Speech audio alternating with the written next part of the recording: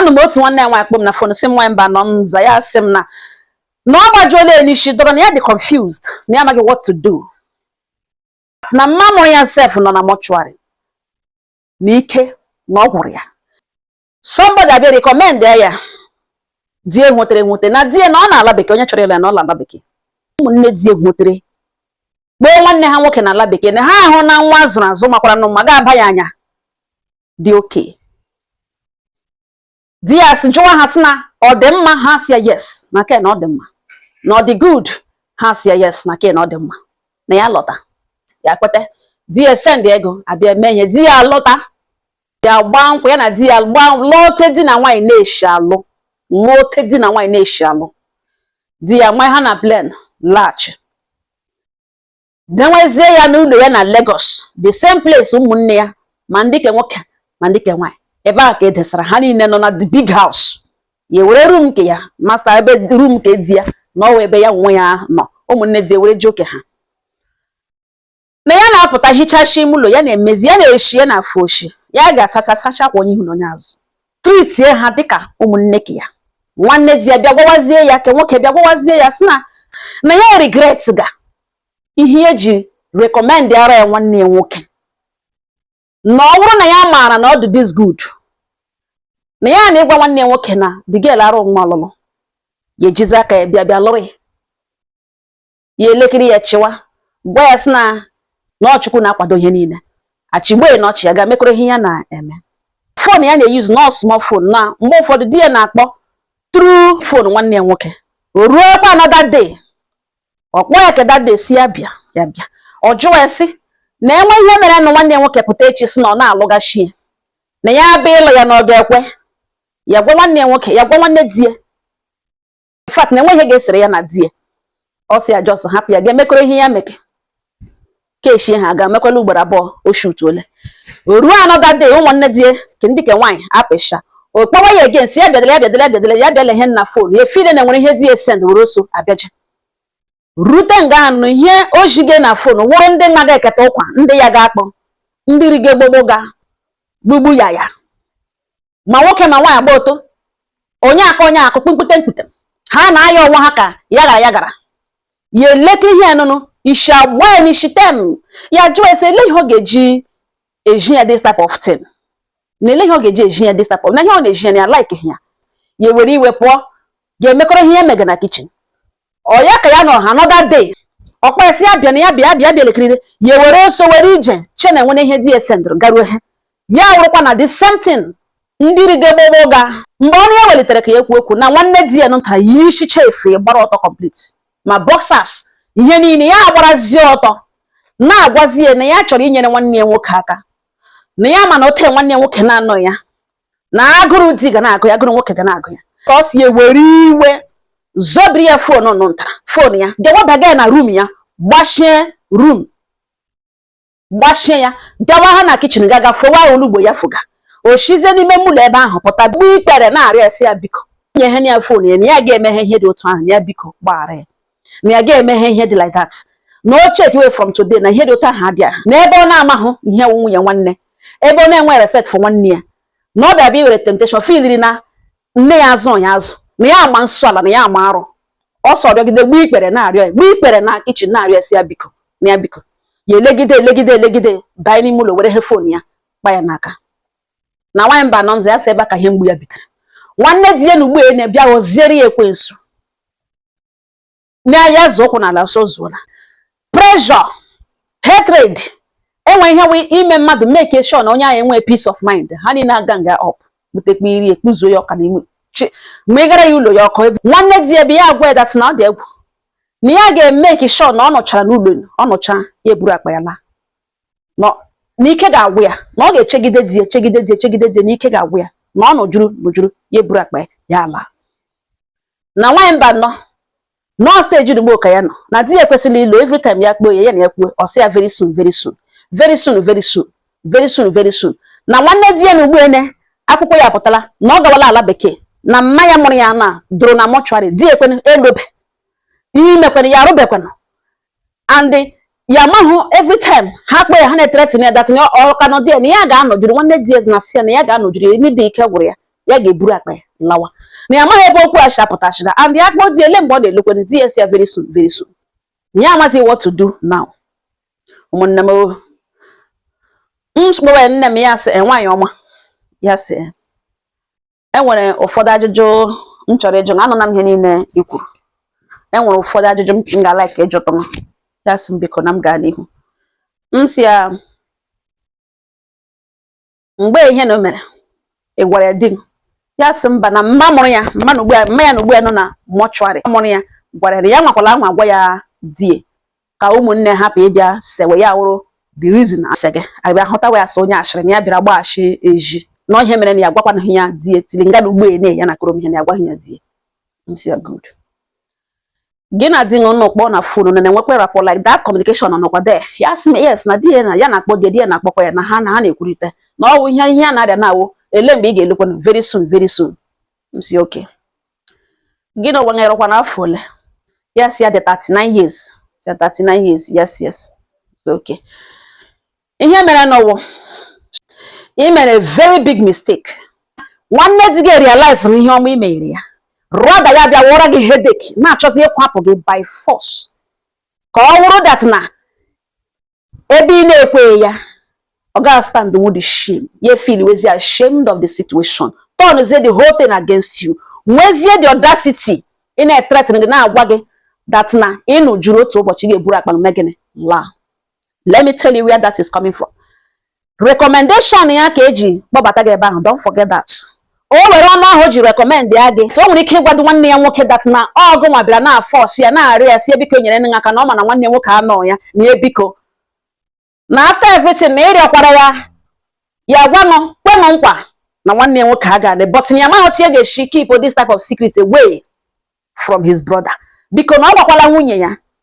na ya mere mistake I recommend such girl na ya don't worry happy ọ nụjuru ebe ahụ ọ ga-ebu akpa ya megide ala. The only mistake I mere when you go home di gị ịbịara dewa nwa ahụ asị ezigbo nwaanyị and you had no reason to do that because he himself did not even appreciate ihe mere ya. Ị ga-akpọ di gị na phone ịkpọ ya na phone gị si ya na o nwere ihe ị chọrọ ịgwa ya na ihe ị chọrọ ịgwa ya na your mother ọnwụ ji taa na ọ dị aware of it and na ihe ị chọrọ ịgwa ya na ị dị ready to go to any length to prove it traditionally and otherwise na ị ga-prove ya. Your brother wụ otu nne gị kpọrọ m ụza ya sị na ọ bụrụ na ya maara na azụrụ m azụ na ya na ịgwa gị na nne m na nna m azụ m na m awụghị mmadụ ya na ịkpaghepụghị ihu shizi na azụ ji aka ya bịa lụọ m na ya maa na azụrụ m azụ nọ ya nwa na ịlụ m ka one ya bịa another day bịa gwakwa m na enwe ihe mewaranụ di m si m na ọ na-alụgazi m kwapụta m na m ga-ekwe ya di mbara ya si na ụmụ okwu ndị ọ na-ekwu like m ya ọ dị very bad as if that was not enough. O ruo another day ya sị m bịa dere m bịa nche ma ọ gị ikpega na phone ma enwe ihe sendịrị ọ chọrọ ka m bịa hụ m bịarute ebe ahụ ya hụrụ na ọ bụ fim ebe ụmụ nwoke na ụmụ nwaanyị gba ọtọ na-enwe mmekọrịta m bawara ya na ihe na-eji m jọrọ njọ I don't like it awụ nwunye nwanne m nwoke ọ bụ ịmaghị na imega nwanne gị nwoke ihe ọjọọ ihe ị na-eme adịghị mma. O nwe ihe o kwuru ya elekere m chiwa m ga-achị na kichin ga-emekọrọ ihe mmega ya eru another day ya akpọkwa m egere si m bịa lee ihe na phone m gbara bịawa chek na ọgụnwanwụ di m send ala n'ihi na ịma na ihe m na-eyuzu small phone m gbara gawa rute ebe ahụ ya wụkwa na ụdịrị fim ahụ ojikwa m dade ka o ji hekwara m ike ugbu a na-awụzi ọ dịzi ebelebe ọ dị ka abụ eko ihe megede awụ ihe eji ọ na-ekwu ọnụ m gbelitere nwanne m nwoke gbawa m da ya chọrọ inyere m aka na ya chọrọ ime ka m hapụ iche na ya chọrọ inyere m aka eme ya gba ọtọ n'ihu m gbara ọtọ complete ya ishe nwe ya gbara ọtọ iwe nọ nụ meju m obi m werezi iwe sizie phone ya that na phone a ga-anọ ebe ntụli di m alọta bịa hụ ihe nwanne ya nwoke jige m ya egbu ikpere na kichin ebe m na-eshigeri na-arịọ m na ihe a na end ala na ya emeghe ihe dị otu ahụ na mmara na ọwụghị ya obi ekwe m werekwe phone ya nyaghachi aha ya baezie na ọkụ na nkịtị ya brother turn zietu woziere m ihe m na-amahụ ediele m die ihe m gabigara n'aka ụmụnne gị na ọ dị too much. Nwanne gị nwoke abịa kwuo okwu before ya gawa ala bekee ọ ka na-ekwukwa okwu ahụ ti na ọ ka na-akpọkwa na-agwa m ọ sị before ya gawa ala bekee ọ sị na n'ebe m na-ekweghị nye ya access, n'ebe m na-enye ya access, na ya ma hụtere m na ya ga-make sure that na m nụjuru n'ụlọ a, m nụjuru m buru akpa m gịnị pụwa. Okwu ya ahụ ọ okwu ahụ ka m jiri bịa na.